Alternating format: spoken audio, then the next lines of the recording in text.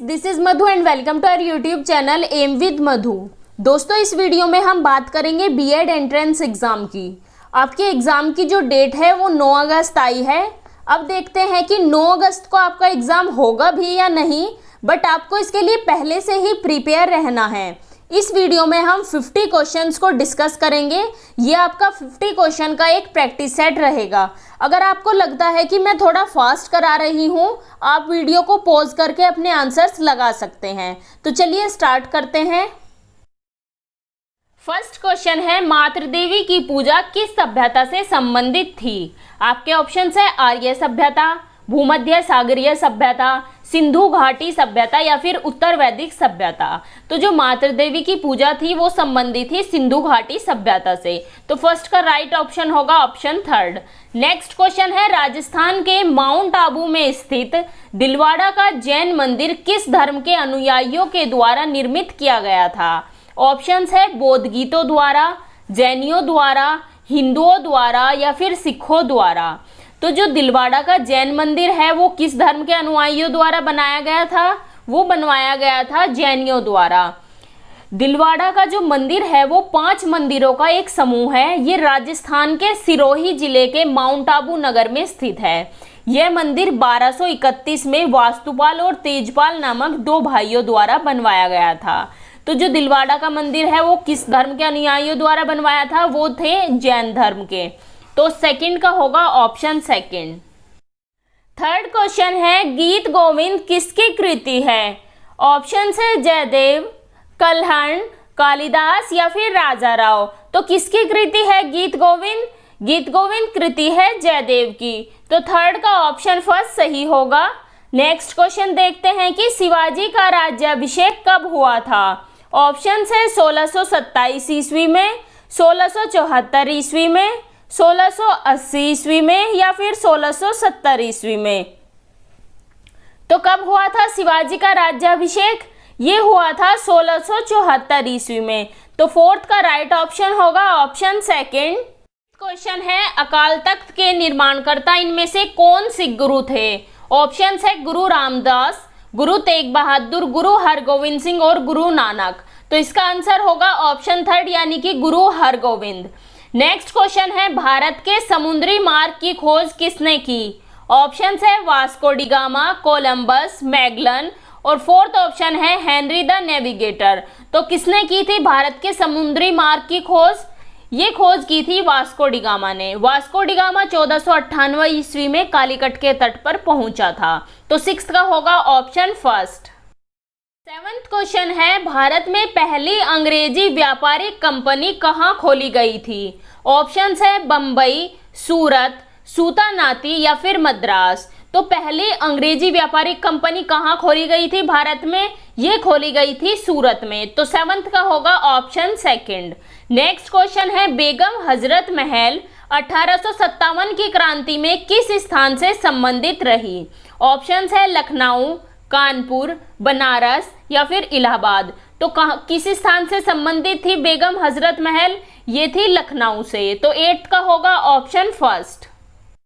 9th question है, गांधी जी के द्वारा क्रियान्वित प्रथम सत्याग्रह जो नील किसानों से संबंधित रहा, इससे जुड़ा स्थल कौन सा है? ऑप्शन है चंपारण, चोरा चोरी, बारदोली या फिर साबरमती। तो 9th का होगा option first Champaran. 10th question है, समाचार पत्र केसरी का संपादन किसने किया था? ऑप्शन है जीके गोखले, बीजी तिलक, सरदार पटेल या फिर राजा राम मोहन रॉय। तो किसने किया था केसरी का संपादन? वो थे बीजी तिलक, यानी कि बाल गंगाधर तिलक ने समाचार पत्र केसरी का संपादन किया था। तो 10th का होगा ऑप्शन सेकंड। 11th क्वेश्चन है, दांडी यात्रा की शुरुआत महात्मा गांधी ने कहां से की थी? ऑप्शन है दांडी, पोरबंदर, अहमदाबाद या फिर साबरमती आश्रम। तो कहां से हुई थी दांडी यात्रा की शुरुआत? ये हुई थी साबरमती आश्रम से। तो 11th का ऑप्शन 4 करेक्ट होगा। नेक्स्ट क्वेश्चन है, हमारे सौरमंडल का कौन सा ग्रह आकार में पृथ्वी के समान है? ऑप्शन है बुध, मंगल, शुक्र या फिर बृहस्पति। तो कौन सा ग्रह पृथ्वी के समान है? ये है शुक्र। इसी वजह से इसे पृथ्वी की जुड़वा बहन भी बोला जाता है। तो 12th का होगा ऑप्शन थर्ड। नेक्स्ट क्वेश्चन है टुंड्रा है। ऑप्शन है पर्णपाती वन, उष्णकटिबंधीय वन, शीत मरुस्थल या फिर गर्म मरुस्थल। तो क्या है टुंड्रा? टुंड्रा है शीत मरुस्थल। तो 13 का होगा ऑप्शन थर्ड। 14th क्वेश्चन है वायुमंडल की सबसे निचली परत को क्या कहा जाता है? इसके ऑप्शन है समताप मंडल, ताप मंडल, क्षोभ मंडल या फिर मध्य मंडल। तो जो सबसे निचली परत होती है वायुमंडल की उसे क्या कहा जाता है? उसे बोला जाता है क्षोभ मंडल। तो 14th का ऑप्शन थर्ड करेक्ट होगा। 15 क्वेश्चन है भारत का सबसे ऊंचा पठार कौन सा है? ऑप्शन है दक्कन का पठार, छोटा नागपुर का पठार, लद्दाख का पठार या फिर बघेलखंड का पठार। तो सबसे ऊंचा पठार कौन सा है भारत का? वो है लद्दाख का पठार। तो 15 का ऑप्शन थर्ड होगा सही। 16th है कि प्रायद्वीपीय भारत की सबसे लंबी नदी कौन सी है? ऑप्शन है कावेरी, नर्मदा, कृष्णा या फिर गोदावरी। तो प्रायद्वीपीय भारत की सबसे लंबी नदी कौन सी है? यह है गोदावरी और इसी वजह से इसे दक्षिण की गंगा भी बोला जाता है। अगर आपसे पूछा जाता है कि भारत की सबसे लंबी नदी कौन सी है, वो आप गंगा सही लगाएंगे, लेकिन जो प्रायद्वीपीय भारत की सबसे लंबी नदी है वो है गोदावरी। 17th क्वेश्चन है पश्चिमी घाट के उत्तरी भाग को किस नाम से जाना जाता है?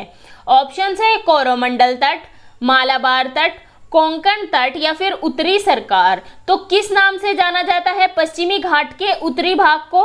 ये जाना जाता है कोंकण तट के नाम से। नेक्स्ट क्वेश्चन है क्षेत्रफल की दृष्टि से भारत का विश्व के देशों में कौन सा स्थान है? आपके ऑप्शन है 5वां, 6वां, 7वां या फिर 8वां। यहाँ आपको ध्यान रखना है, यहाँ पूछा है आपसे क्षेत्रफल की दृष्टि से, तो कौन सा स्थान होगा?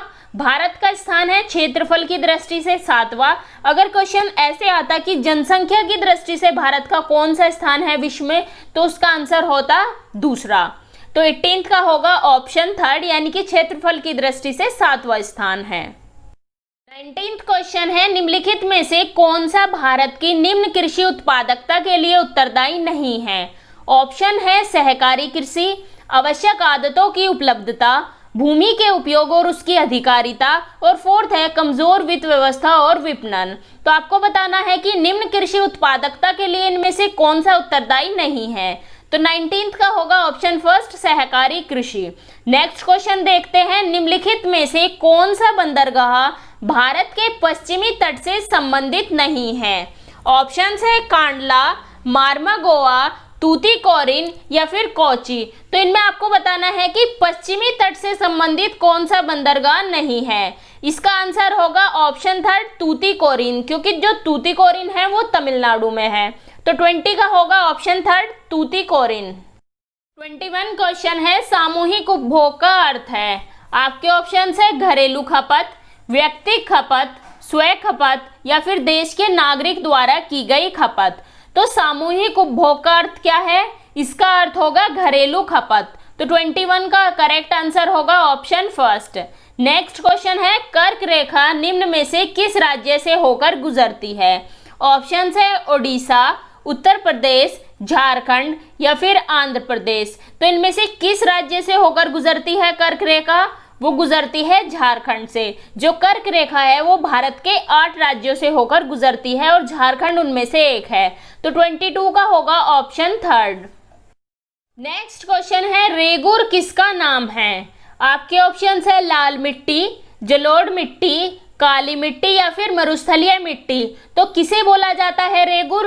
रेगुर बोला जाता है काली मिट्टी को। नेक्स्ट क्वेश्चन देखते हैं निम्नलिखित में से किस वर्ष भारत G20 शिखर सम्मेलन की मेजबानी करेगा? ऑप्शन है 2023, 2020, 2021 या फिर 2022। तो ये क्वेश्चन बहुत इंपॉर्टेंट है और इसके पूरे चांसेस है आपके एग्जाम में आने के। तो किस वर्ष करेगा भारत G20 शिखर सम्मेलन की मेजबानी? इसका आंसर होगा ऑप्शन फोर्थ, यानी कि 2022 में। नेक्स्ट क्वेश्चन है टिहरी बांध किस नदी पर है? ऑप्शन है अलकनंदा, धौलागंगा, मंदाकिनी या फिर भागीरथी। तो किस नदी पर है टिहरी बांध? टिहरी बांध है भागीरथी नदी पर। तो 26 क्वेश्चन देखते हैं कि निम्नलिखित में से किस पंचवर्षीय योजना में वास्तविक विकास दर लक्षित विकास दर से कम थी? तो कौन सी वो पंचवर्षीय योजना थी वो बताना है। 8वीं पंचवर्षीय योजना, 4थी पंचवर्षीय योजना, 5वीं पंचवर्षीय योजना या फिर 7वीं पंचवर्षीय योजना।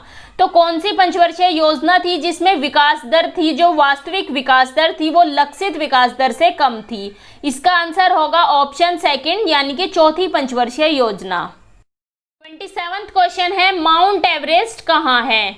ऑप्शन है पाकिस्तान, नेपाल, भारत या फिर भूटान। तो किसका भाग है माउंट एवरेस्ट? माउंट एवरेस्ट है नेपाल में। तो 27 का होगा ऑप्शन सेकंड। नेक्स्ट क्वेश्चन है, किस ग्रह को लाल ग्रह भी कहा जाता है? आपके ऑप्शंस है बुध ग्रह, शुक्र ग्रह, मंगल ग्रह या फिर अरुण ग्रह। किस ग्रह को बोला जाता है लाल ग्रह? ये बोला जाता है मंगल ग्रह को।